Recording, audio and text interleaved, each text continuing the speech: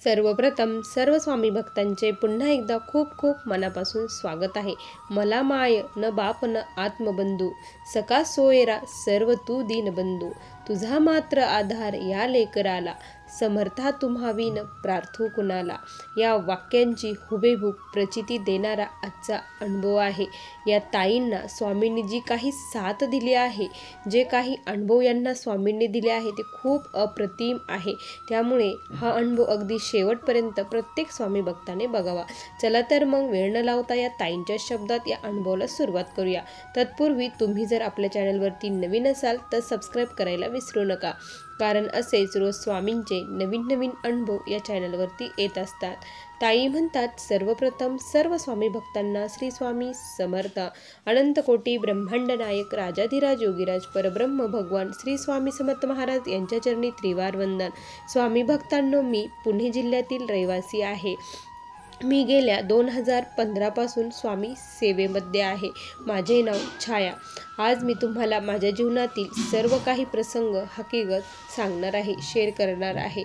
स्वामी माझ्या आयुष्यात कसे आले, माझी परिस्थिती ही खूप अनुकूल। आम्ही माझे मिस्टर आणि त्यांचा भाऊ असे दोघं जण, माझे सासू सासरे हे माझ्या जावेमध्ये असतात आणि मी, माझे मिस्टर आणि माझे 2 मुलं आम्ही 4 जणे राहतो। खूप सारं व्यवस्थित होतं, कुठलीही अडचण नव्हती। मला 2-3 भाऊ आहेत, आई वडील असं माझं छोटंसं कुटुंब। सर्व काही व्यवस्थित असल्यामुळे कुठेच काही प्रॉब्लेम नव्हता, पण मला मन शांती ही अजिबात नव्हती। मी सारखी डिप्रेशनमध्ये जात असायची।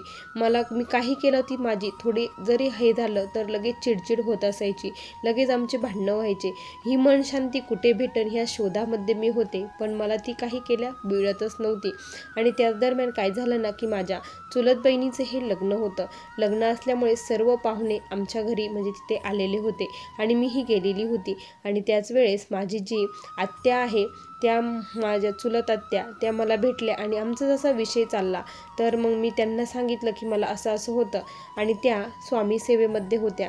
आणि मग त्यांनी मला सांगितलं की अगं तू एकच कर म्हणे, फक्त महाराजांचं नामस्मरण कर आणि तुला जेव्हा जेव्हा असं वाटेल ना की मला आज खूप कंटाळ्यासारखं झालं आहे आणि चिडचिड होत आहे, त्यावेळेस फक्त तारक मंत्र तू स्वामींचा बोल म्हणे, बघ तुझ्यामध्ये किती बदल होतो। त्यांनी असं सांगितलं आणि मग मी घरी आले आणि दुसऱ्या दिवसापासून स्वामींचा तारक मंत्र घरामध्ये चालू करून दिला। जोपर्यंत म्हटलं पाठ होत नाही तोपर्यंत मोबाईलमध्ये लावावा। आणि सकाळ सकाळ लावायला लागले तर माझे मिस्टरही चिडचिड करू लागले की हे काय आज आता नवीनच फॅट धरलं, हे लावते असं म्हटले। आणि माझे जे मुलं होते ना ते देखील माझं कधीच ऐकत नव्हते, त्यामुळे माझे आणखीन चिडचिड व्हायची। यांनी पण माझं ऐकलं पाहिजे असं मला वाटायचं।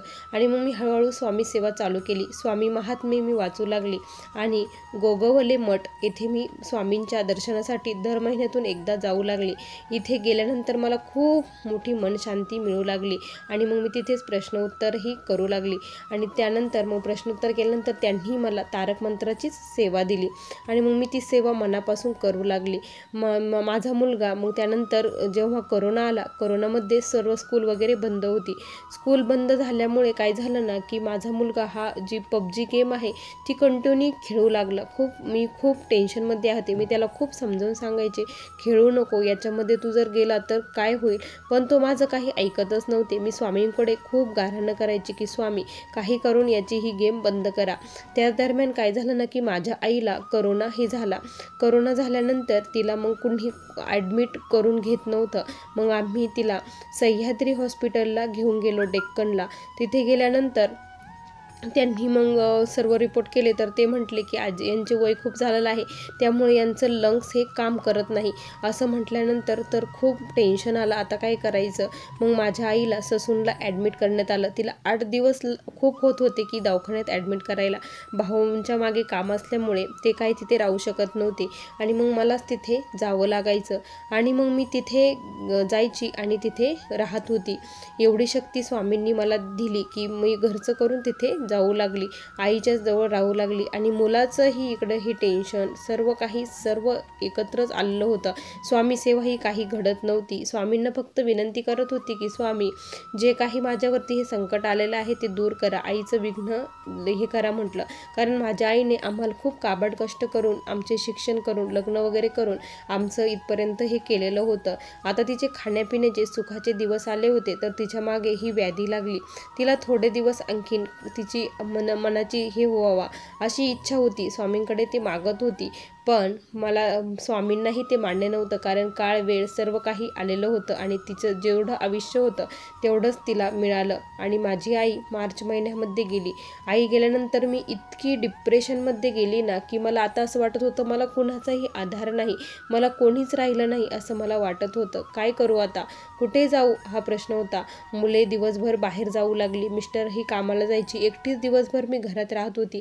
त्यावेळेस मग स्वामी आणि मी आम्ही दोघंच होतो.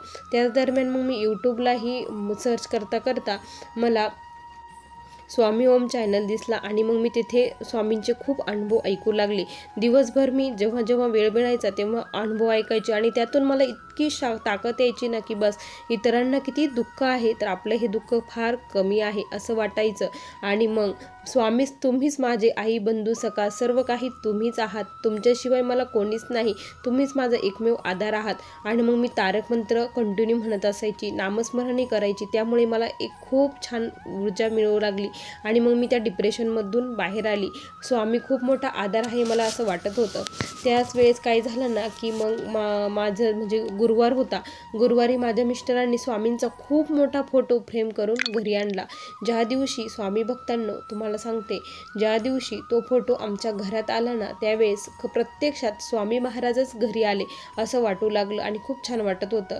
आणि माझा मुलगा जो पबजी खेळण्यामध्ये इतका वेडा झाला होता ना, इतका वेडा की अक्षरशः तो खाता पिता देखील त्याचं लक्ष नव्हतं. तो सारखा ते लेवल कंप्लीट करण्यात मध्येच गुंतलेला असायचा.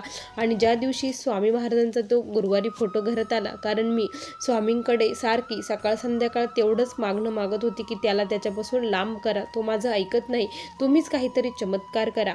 तारक मंत्र म्हणायच्या अगोदर मी असं स्वामींना बोलत असायची. आणि त्या दिवशी फोटो आला आणि त्या दिवसापासून अक्षरशः स्वामी भक्तांनो माझाही विश्वास बसत नाही आणि तुमचाही बसणार नाही. माझ्या मुलाने त्या दिवसापासून अक्षरशः गेम ही खेळलीच नाही, तो एकदा देखील खेळला नाही.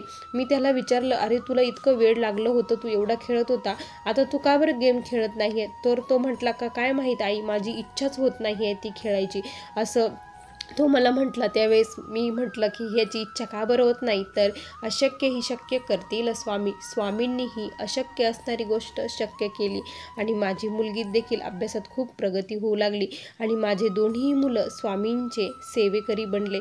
स्वामींचा तारक मंत्र म्हणतात त्यांना देखील मी रोज मी संध्याकाळी झोपल्यानंतर जे अनुभव लावते मला, कारण अनुभव लावल्याशिवाय झोपच येत नाही, आम्ही अनुभव ऐकता झोपतो. माझे दोन्ही मुलं म्हणतात की आई बघ ना ग, तो अनुभव अनुभव लावलं आणि आम्ही मग अनुभव ऐकता सर्वजण झोपी जातो. असा आमचा हा दिनक्रम आहे. स्वामी भक्तांनो एकच सांगू इच्छिते की स्वामींच्या सेवेमध्ये खरंच खूप ताकद आहे. स्वामींचं नुसतं नामस्मरण केलं ना तरी खूप मोठी ऊर्जा, खूप मोठी शक्ती मिळते. मला हा खूप मोठा स्वामींचा आलेला अनुभव होता. श्री स्वामी समर्थ. बघा स्वामी भक्तांनो किती सुंदर अनुभव होता या ताईंचा. तुम्हाला कसा वाटला नक्की कमेंटमध्ये कळवा. पुन्हा भेटूया अशा सुंदर अनुभवासोबत. तोपर्यंत सर्वांना श्री स्वामी समर्थ. जय जय स्वामी समर्थ. श्री गुरुदेव दत्त.